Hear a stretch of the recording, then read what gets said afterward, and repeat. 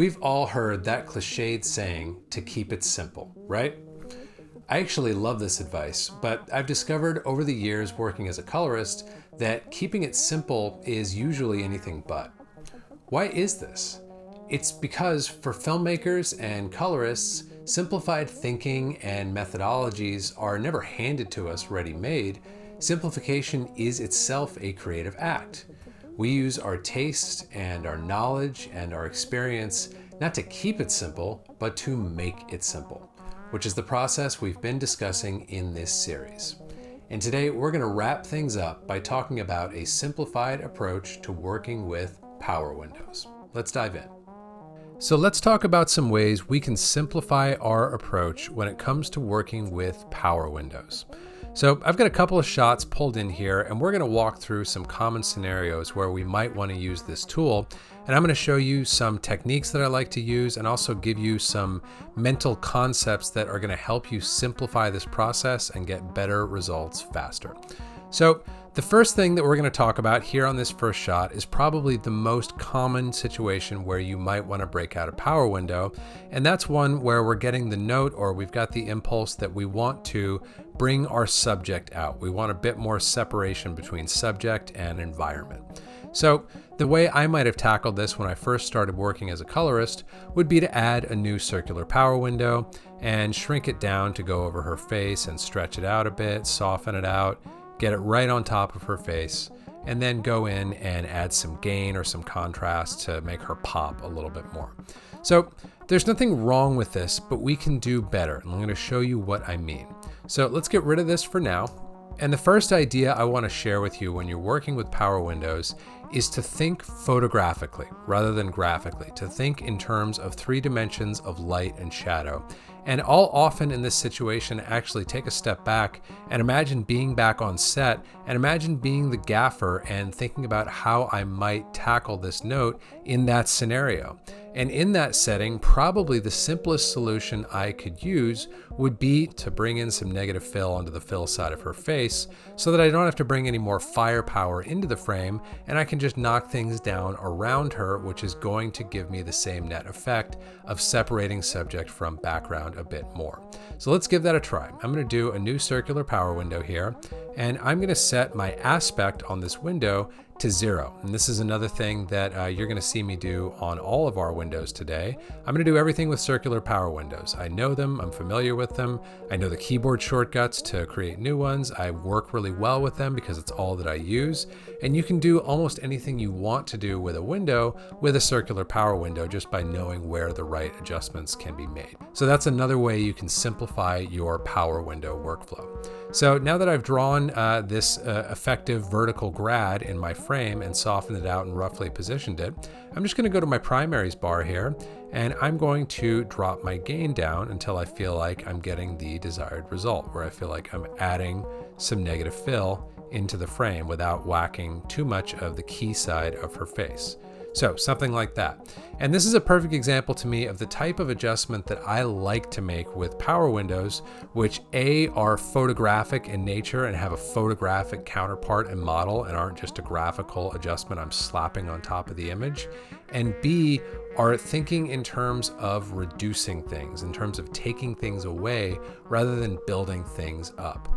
So what I mean there is that in the first quick example that we drew, I was actually building up my subject with a little tight window on her. But the question I would ask there is, why is the exposure not properly set on my subject already? If I'm starting to work on power windows, that should mean that I am well past my primaries grade here and that I've set my middle exposure properly for my subject. So if I'm in a situation where my subject is not bright enough, that's really not something I want to solve with a power window. That's something I want to revisit by going back to my primaries. And in this frame, for example, maybe I want to come up a third of a stop and bring everything up a little bit more so that my subject is exposed where I think she belongs. and then I can go back to my power windows and look at contouring my frame, guiding the eye, and knocking things down around my properly exposed subject. So that's just another really good principle that helps simplify this process, is think in terms of taking things away.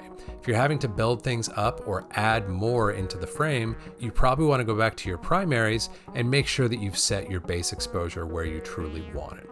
So let's go on to shot number 2 here and look at another version of this same idea that we're talking about. I once again want to get a bit more separation of subject from background. I want to get a little more pop. In this situation, the light's coming from a different direction, but I want to go for the same move. I want to add some negative fill. But this time, rather than the light coming from the side, it's coming primarily from overhead. And I can tell that by looking at the shadows falling underneath her nose.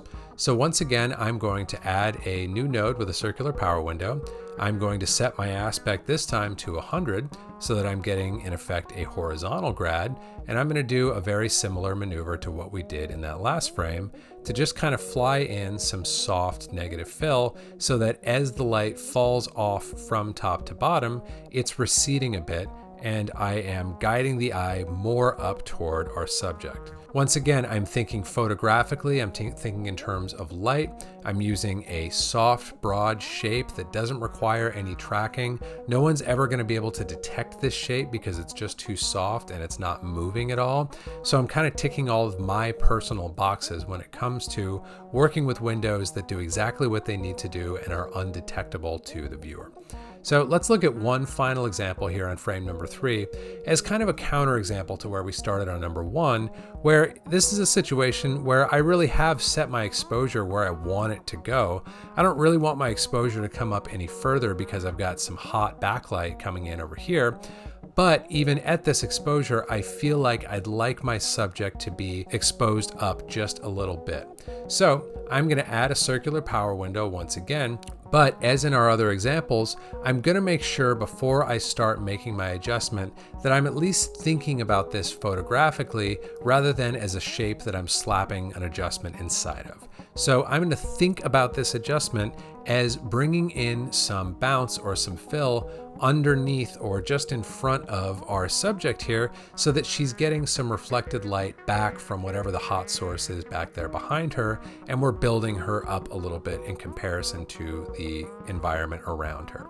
So I've got this circular shape that I've drawn. I'm going to go way soft. I'm actually going to place this slightly off of her face. I'm going to make it not so perfect just because that's not really the way the light would fall if I were bringing in this fill. It would be softer and more generalized. It wouldn't draw a perfect two-dimensional outline around the edge of her face necessarily. So that's one of the things that to me ends up making power windows feel a little contrived sometimes, is they're a little perfect. So I'm going to go with this big soft shape that maybe doesn't necessarily hug every contour of her face. And because what I want to do is build up her exposure, I'm going to go to my offset, which is roughly equivalent to exposure when we're working in a log space. And I'm just going to gently open up my offset and add some offset here. And I'll keep an eye on my image, and it won't take much, just a little bit so that I feel like I'm filling her in a little bit without having to resort to a tight shape with hard edges that I slam a really focused adjustment into. It's more of a generalized, more of a photographically motivated adjustment that once again is going to be too soft to detect. And depending on the motion of this frame, I probably won't even need to track.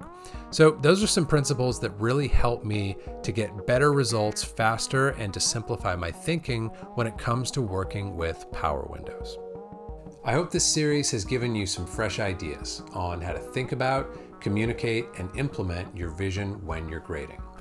Distilling our creative approach down to its essential form is rarely simple, and it's never really finished, but it can be a hell of a lot of fun. As always, if you have questions or comments or you learned something new from the video, I'd love to hear about it down below. See you for the next one.